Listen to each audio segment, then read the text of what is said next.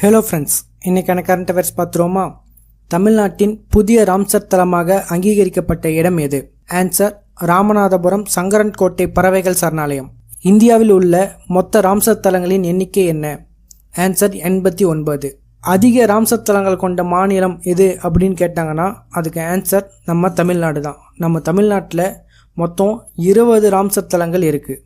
இந்தியாவில் மொத்தம் 89 இருக்குது, தமிழ்நாட்டில் 20 இருக்கு. அடுத்து கரண்ட் அஃபேர். எங்கு நடைபெற்ற அகழாய்வில் முதல் முறையாக சங்கால் செய்யப்பட்ட பதக்கம் கிடைத்தது?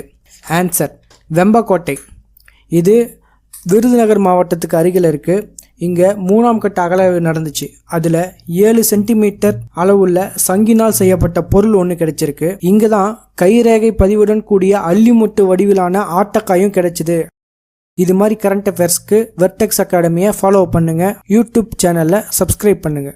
தேங்க்யூ.